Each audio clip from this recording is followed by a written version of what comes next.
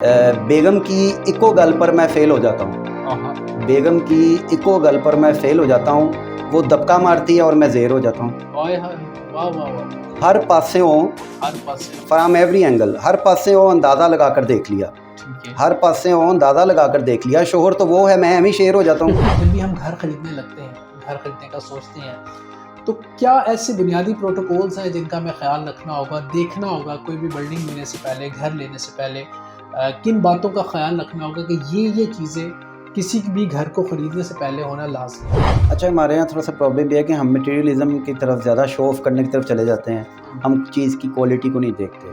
Basic requirement है कि उसकी क्वालिटी हो, वो कुछ आपके साथ कुछ अर्सा चले भी, ठीक है। रादर दैन कि जी वो बड़ी प्यारी लग रही है और उसकी लुक और बड़ा प्यारा डिज़ाइन है, लेट्स और टैप की बात कर लें तो आपका जी ये बड़ी अच्छी है, वो अच्छी के चक्कर में आपको जो है वो हल्की कोई चीज़ दे दें। ठीक है। तो उससे बेहतर है आपको ये रूटीन का डिज़ाइन ले लें जो कि किसी पेटेंट ब्रांड का हो। अकील साहब, घरों में अक्सर सीपीज आ जाती है, पानी आ जाता है दीवारों के अंदर, अक्सर ये कहा जाता है कि लाइलाज है। तो रीज़न क्या होता है? क्या ईंट की क्वालिटी नहीं अच्छी होती या मट्टी के अंदर नमी होती है? क्या इश्यूज़ होते हैं जिसकी वजह से ये प्रॉब्लम्स आती हैं? सबसे इम्पोर्टेंट ये है, आप कोई भी बिज़नेस डील करें, कोई भी इशू आपने अपने दरमियान सेटल करना है, आप प्लीज़ ब्रिंग इनटू राइटिंग। सबसे इम्पोर्टेंट ये है, हमारे दीन का भी हुक्म है।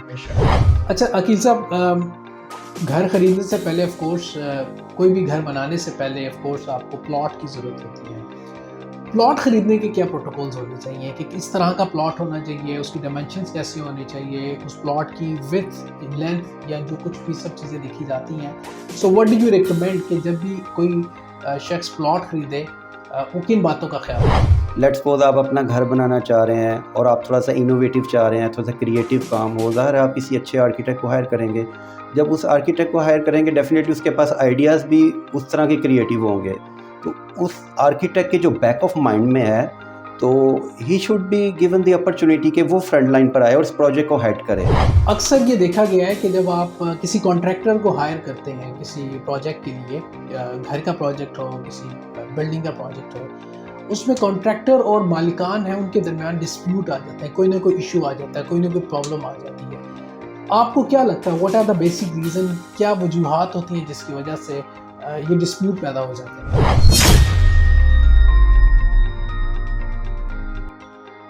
बिस्मिल्लाहिर्रहमानिर्रहीम, अस्सलाम वालेकुम पाकिस्तान। फ़रहान खान पॉडकास्ट में आप सबको खुशामदीद कहते हैं। वेल जनाब, आज का पॉडकास्ट इस हवाले से बहुत अहम है क्योंकि आज हमारे साथ जो गेस्ट हैं ये हमें बताएंगे कि हम घर कैसे बनाएं। अच्छा घर बनाने के लिए किसी भी आर्किटेक्ट इंजीनियर की हमें ज़रूरत होती है, और आर्किटेक्ट इंजीनियर के साथ इंटीरियर जो इंजीनियर्स होते हैं उनकी भी बड़ी ज़रूरत होती है। बिल्कुल जनाब, हमारे आज के मेहमान अकील ताहिर साहब हैं। आप आर्किटेक्ट इंजीनियर हैं, इंटीरियर डिज़ाइनर हैं और उसके साथ साथ बड़े ही खूबसूरत शायर हैं। सर वेरी मोस्ट वेलकम, अस्सलाम वालेकुम। वालेकुम अस्सलाम। फरहान साहब आपका शुक्रिया, आपने अपने प्रोग्राम में मदऊ किया। It's honour for me. Sir it's honour for us. Thank you. अच्छा अकील भाई, मैंने अपने तारुफ में ये बात कही कि किसी भी बिल्डिंग को बनाने के लिए, घर को बनाने के लिए जो आर्किटेक्ट इंजीनियर हैं उनकी डेफिनेटली बहुत अशद ज़रूरत होती है।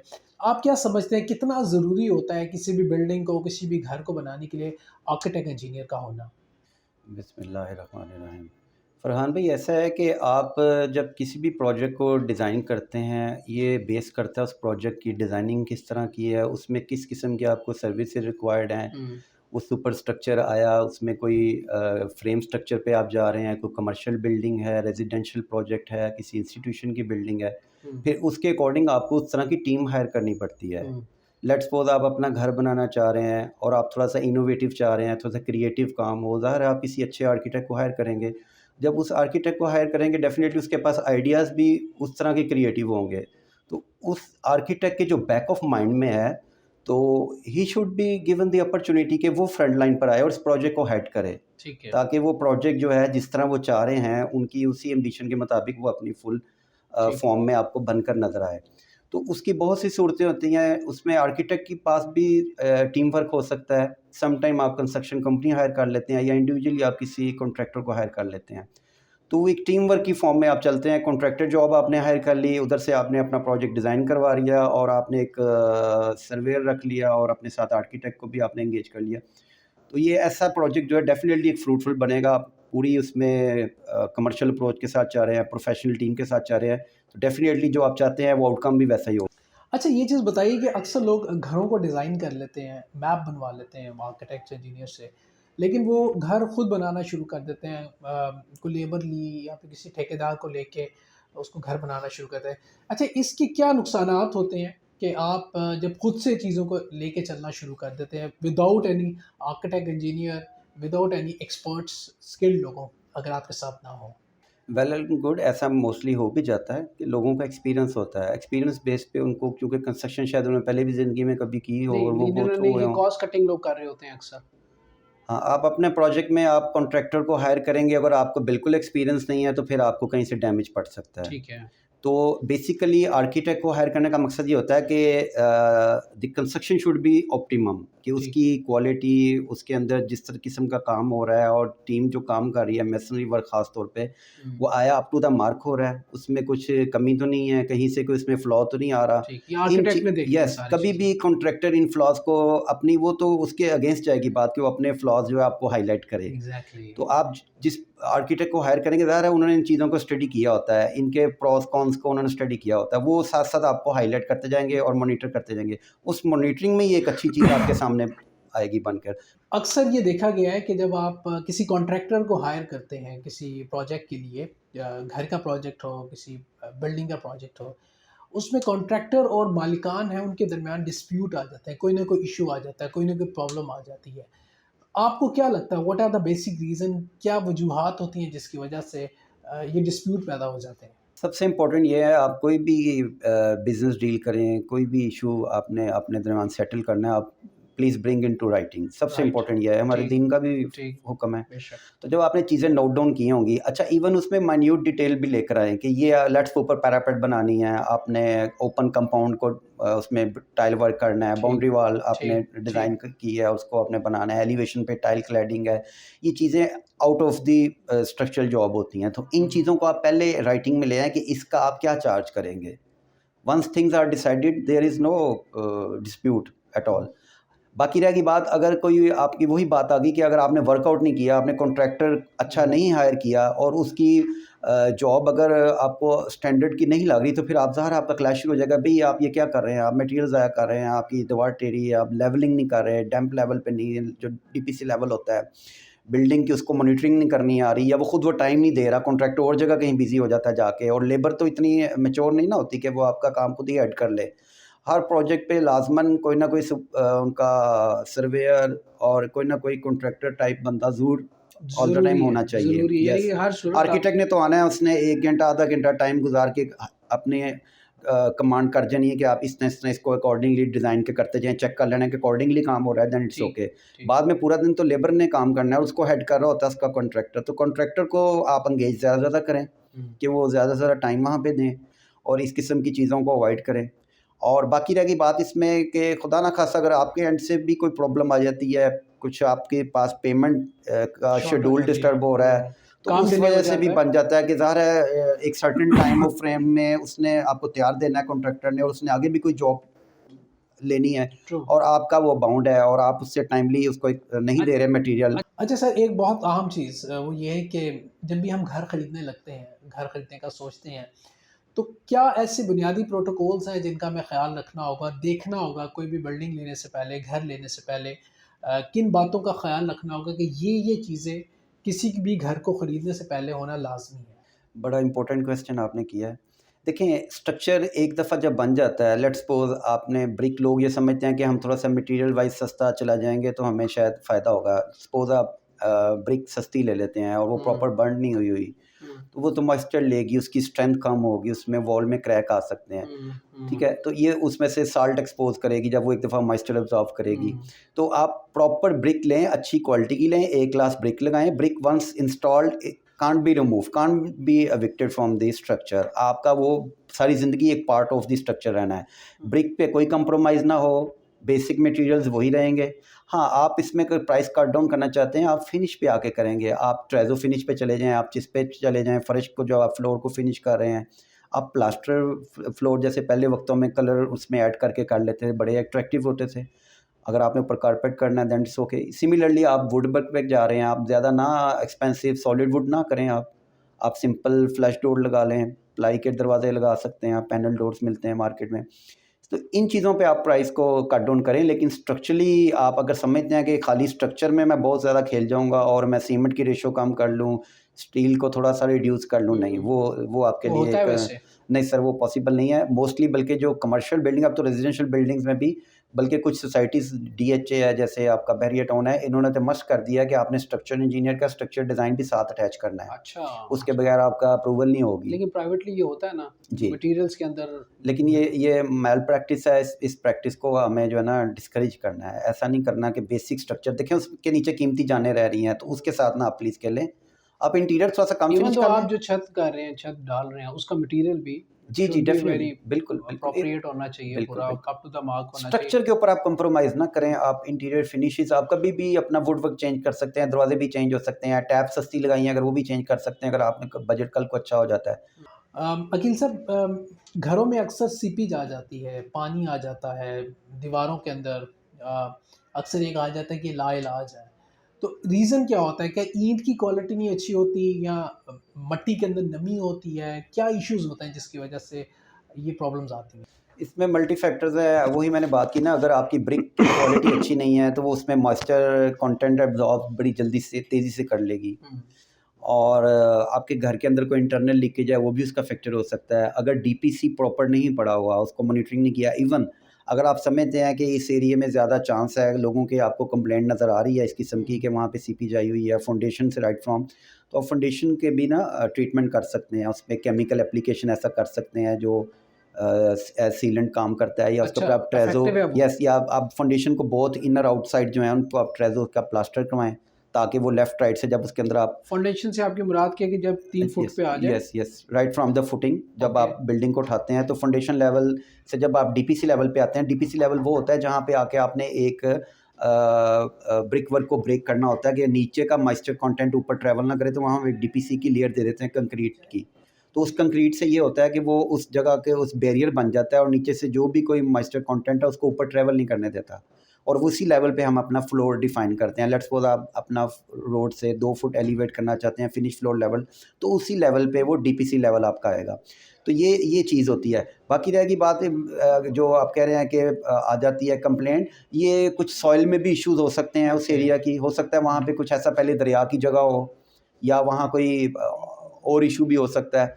तो ये चीज़ों को साथ-साथ मॉनिटर करके भी इसका सॉल्यूशन दिया जा सकता है। वही बात आ जाएगी कि आपको फिर किसी आर्किटेक्ट से, ये इंजीनियर से एडवाइस लेनी पड़ेगी, डिपेंड्स अपॉन द सिचुएशन कि ये कहाँ, यहाँ पे क्या रीज़न है, क्यों सीपेज जा रही है। लेकिन ये आ जाती है और इसको ट्रीटमेंट भी इसका हो सकता है। अच्छा अकील साहब, घर खरीदने से पहले ऑफ कोर्स, कोई भी घर बनाने से पहले ऑफ कोर्स आपको प्लॉट की ज़रूरत होती है। प्लॉट खरीदने के क्या प्रोटोकॉल्स होने चाहिए कि किस तरह का प्लॉट होना चाहिए, उसकी डायमेंशंस कैसी होनी चाहिए, उस प्लॉट की विड्थ, लेंथ, या जो कुछ भी सब चीज़ें देखी जाती हैं। So what do you recommend कि जब भी कोई शख्स प्लॉट खरीदे, वो किन बातों का ख्याल रखें? अच्छा, इसमें कुछ पर्सन टू पर्सन वेरी करती हैं चीज़ें। कुछ लोग मेन रोड पे घर लेना चाहते हैं, अप्रोच वाइज़ अच्छा है, दूर से मतलब घर का व्यू भी मिलता है, एक मेन बुलेवार्ड पे। ब्रॉड रोड जो हो।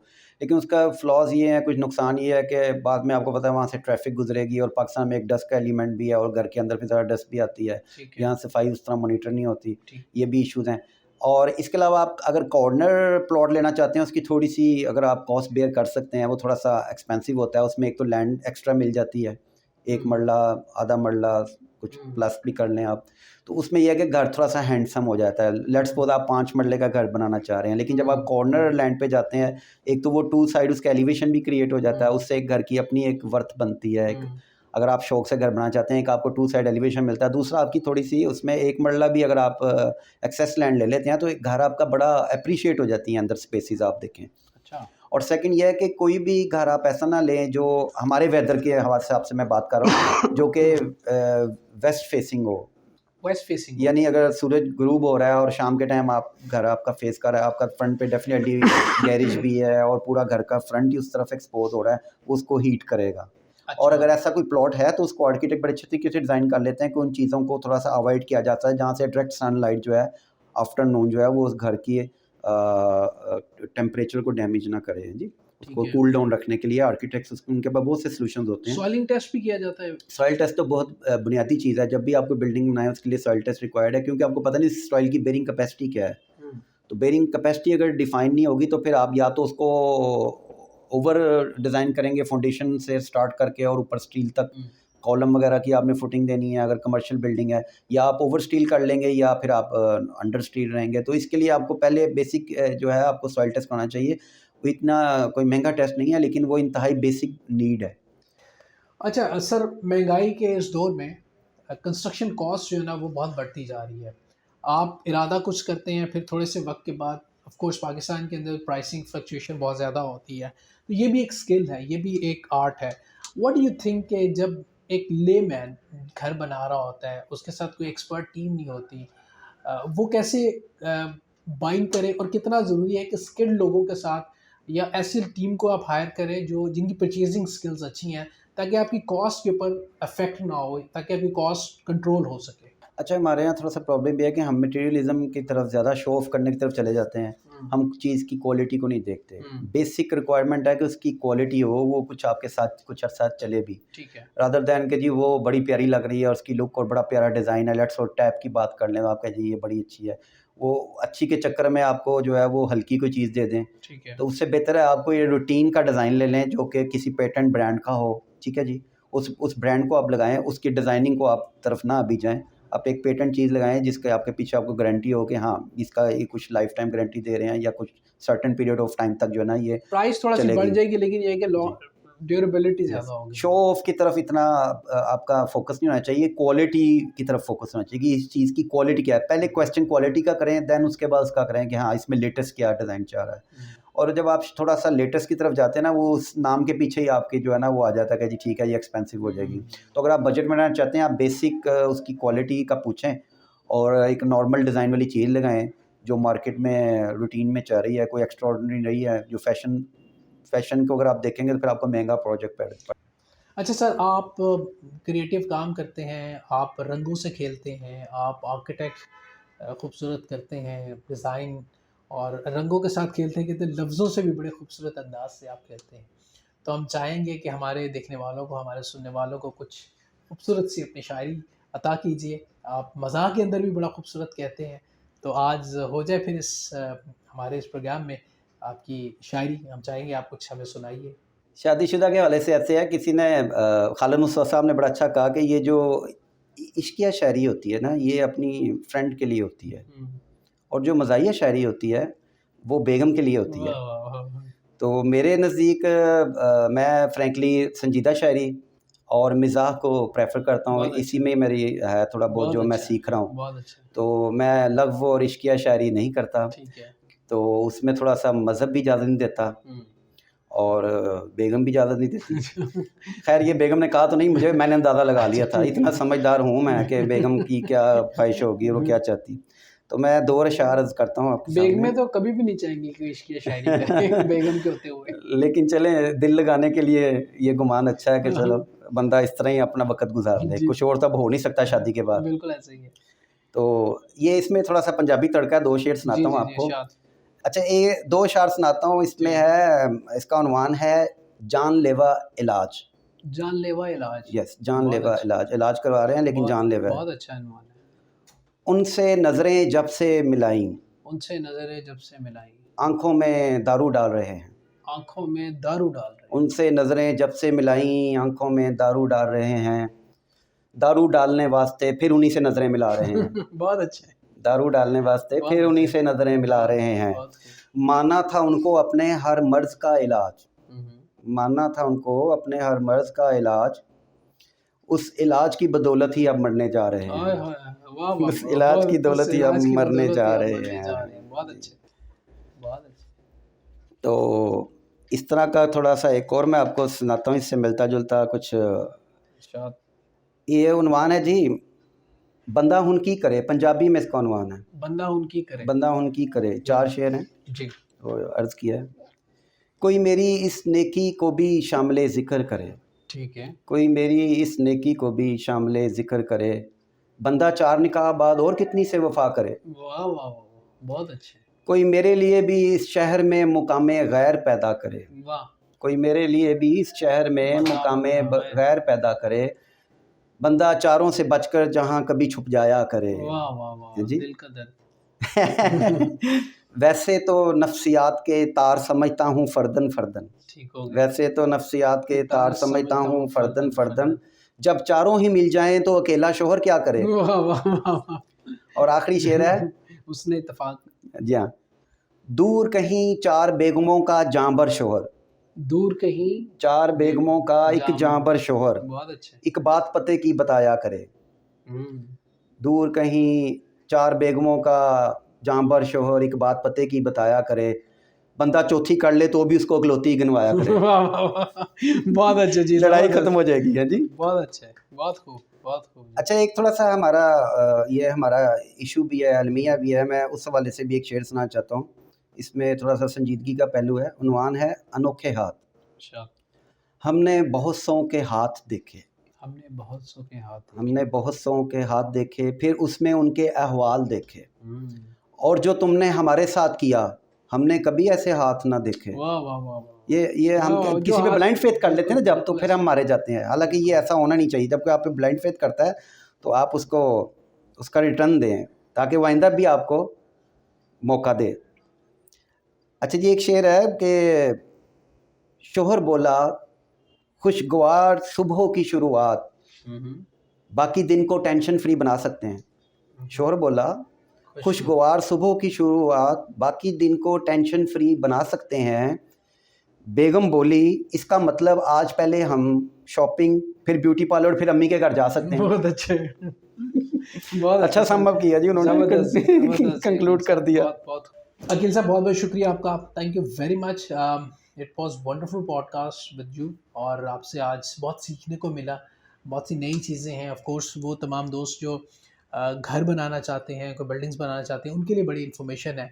और अगर आप अकील साहब से रब्ता करना चाहते हैं, you are more than welcome. इनका नंबर हम डिस्क्रिप्शन में रख देंगे, आप इनसे रब्ता कर सकते हैं। एक मुस्तनद आर्किटेक्ट, इंटीरियर डिज़ाइनर और खूबसूरत शायर से आप मुलाकात भी कर सकते हैं। इसी नोट के साथ अपना बहुत सा ख्याल रखिएगा। अपने मेज़बान फ़रहान खान को दीजिएगा इजाज़त। अल्लाह निगहबान। पाकिस्तान जिंदाबाद।